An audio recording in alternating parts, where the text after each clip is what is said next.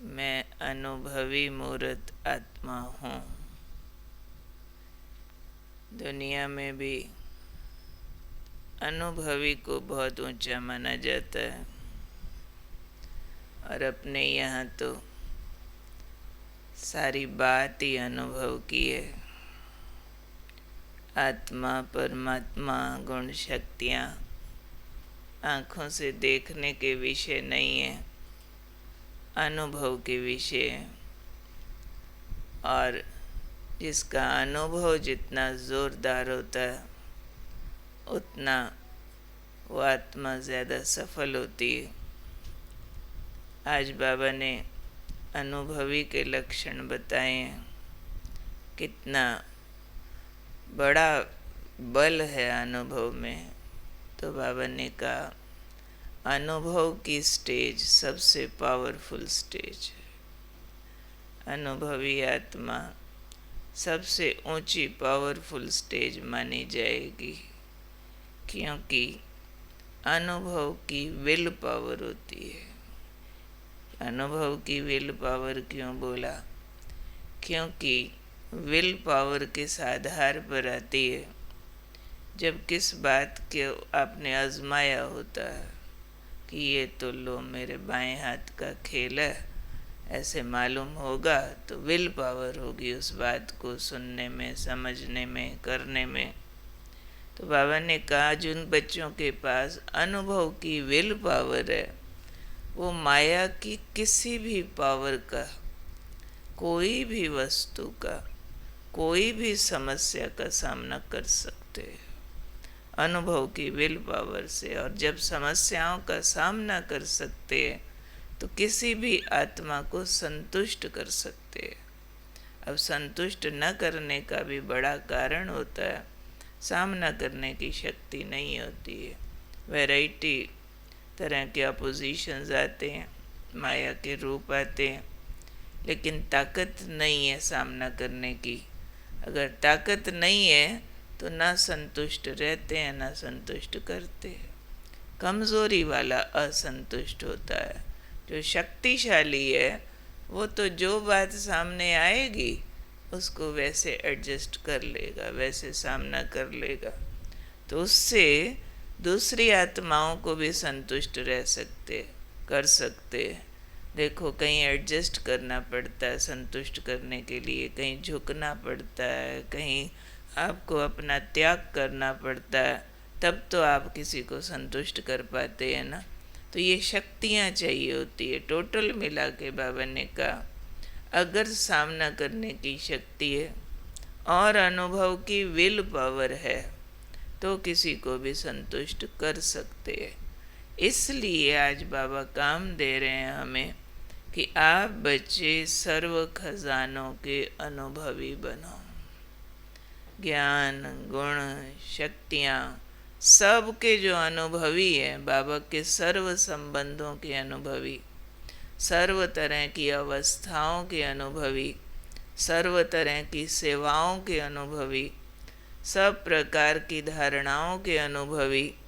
जितना ज़्यादा अनुभवी होंगे ना उतना विल पावर बढ़ती जाएगी, और जितना विल पावर बढ़ेगी उतना सामना करने की शक्ति बढ़ेगी। माया के हर रूप का सामना कर लेंगे, और जितना सामना करने की शक्ति बढ़ेगी उतना संतुष्ट कर सकेंगे, संतुष्ट रह भी सकेंगे। हमें समझ आता है कि असंतुष्टता का मुख्य कारण ही है शक्तियों का अभाव, अनुभवों का अभाव। अगर ठीक से बाबा से प्यार और सुख का अनुभव नहीं किया, बाबा से शांति ग्रहण नहीं किए, तो बहुत डिमांड्स आ जाएंगी, ये मिले वो मिले, और असंतुष्टता आती रहेगी। असंतुष्टता माना कामनाएं। तो कामनाएं जो हैं वो कब वार करती हैं? जब अंदर से खालीपन होता है। तो उस खालीपन को बाबा ने कहा अनुभवों से भरो। अनुभव का खजाना कोई भी मिस नहीं होना चाहिए। इसलिए जब भी हम योग करते हैं, पुरुषार्थ करते हैं, तो हमारे पास लिस्ट होनी चाहिए, एक चेक लिस्ट होनी चाहिए कि मैंने बाबा से क्या क्या अनुभव पा लिए हैं और कौन कौन से अनुभव मेरे करने बाकी है। चेक लिस्ट बनानी है, क्या सारे संबंध मैंने बाबा से अनुभव कर लिए हैं? लिस्ट बनाओ, पूछो अपने आप से, क्या सारे संबंध मैंने बाबा से अनुभव किए हैं या कोई बाकी है? बाकी है तो उस पर पूरा जोर लगा देना। क्या सारे गुण मैंने अनुभव कर लिए हैं? आत्मा के मुख्य सातों गुण गहराई से अनुभव किए। प्रेम का सागर मैं प्रेम स्वरूप आत्मा, क्या गहराई से अनुभव किया है? सुख का सागर, आनंद का सागर, प्यार का सागर, क्या गहराई से अनुभव किया है? सर्वशक्तिमान मैं मास्टर सर्वशक्तिवान, शांति सागर मैं शांति दूत, या इनमें कमी है? अगर कमी है तो जिस गुण की कमी है उसको पूरा करो। क्या सारी शक्तियाँ मैं एक्सपीरियंस करती हूँ आत्मा? कोई मौका आता है सहन शक्ति अनुभव होती है, सामना करने की शक्ति फील होती है, एडजस्टमेंट पावर समाने की शक्ति फील होती है, परख शक्ति ठीक है, निर्णय शक्ति ठीक है। चेक करते जाओ किस किस पर मेरा काम करना बाकी है, उस पर करना है बैठ बैठ करके। नहीं तो कभी कभी योग में बैठ के ब्लैंक हो जाते हैं। कोई कोई कहते हैं पता नहीं चलता है जी अब कौन सा अभ्यास करना है।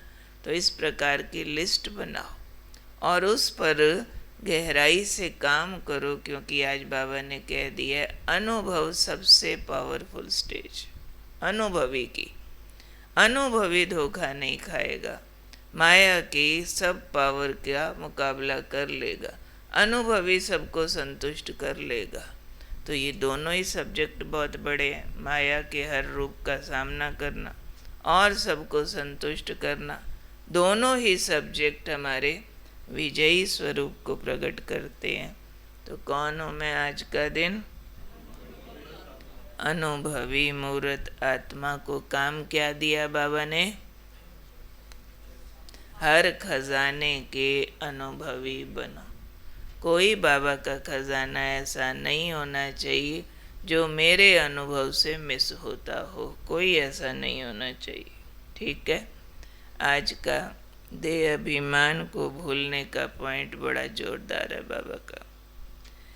बाबा ने कहा इसमें स्वमान में स्थित होना ही जीवन की पहेली को हल करने का साधन है। जो अभी अनुभवी मूर्त सुना ना, तो अनुभव भी होते हैं।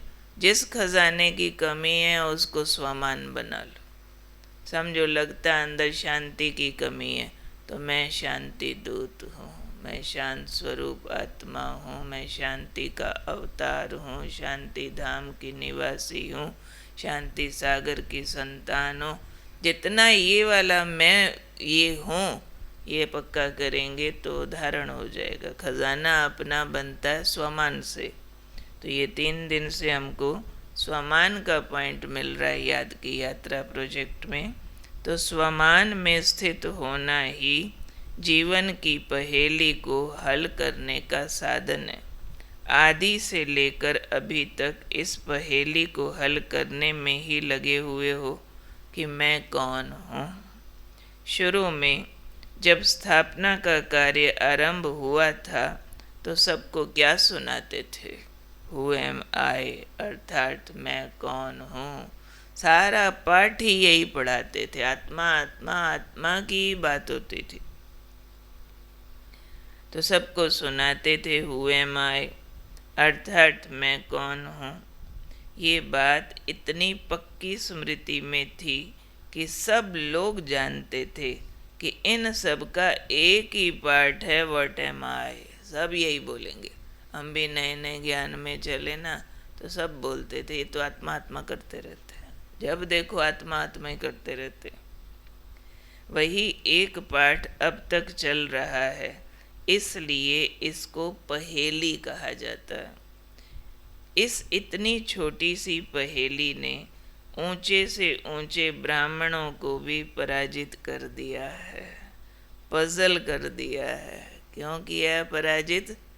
बहुत ब्राह्मण भाषणों में अच्छे हैं, ज्ञान सुनाने में अच्छे हैं, सेवा में अच्छे हैं, लेकिन सोल कॉन्शियस होने में फेल है। ये पहेली हल नहीं कर पाते। तो इसलिए बाबा ने कहा इस छोटी सी पहेली ने ऊंचे से ऊंचे ब्राह्मणों को पराजित कर दिया। हर एक चेक करो मेरा सोल कॉन्शियसनेस का टाइम पूरे दिन में कितना निकलेगा। शायद कुछ मिनट ही निकलेगा, और वो भी अभी अभी सोचो, आत्मा अभी अभी खिसक जाती। तो इसलिए बाबा ने कहा इस पहेली ने ब्राह्मणों को पजल कर दिया है, व्याकुल भ्रमित, अर्थात संपूर्ण रीति से हल नहीं कर पाए हैं। मैं कौन, इस पहेली को सभी ब्राह्मण संपूर्ण रीति से हल नहीं कर पाए। क्या कहेंगे सभी? राइट है? क्या कहेंगे? कर लिया, पूरा हल कर लिया मैं कौन इस पहेली को। बार बार देह अभिमान वाला मैं कौन आ जाता ना। ज़्यादा टाइम कौन सा वाला मैं कौन रहता है? देही अभिमानी वाला या देह अभिमान वाला?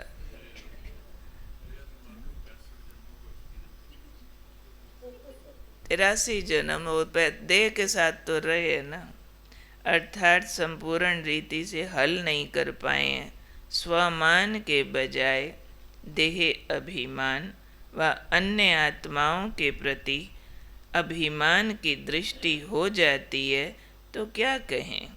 क्या ये पहेली हल कर ली है अथवा अभी तक भी हल कर ही रहे हो? क्या कहेंगे बाबा को? बता दो ना। होने वाली है, कर ही रहे हैं। अच्छा, फिर आज का लिखने का होमवर्क नोट कर लो। मैं कौन हूँ इसके अर्थ में टिकने से क्या प्राप्ति होती, ये मंथन करके लिखना है। ये महावाक्यों में नहीं मिला। मैं कौन हूँ इसके अर्थ में टिकने से क्या प्राप्ति होती है।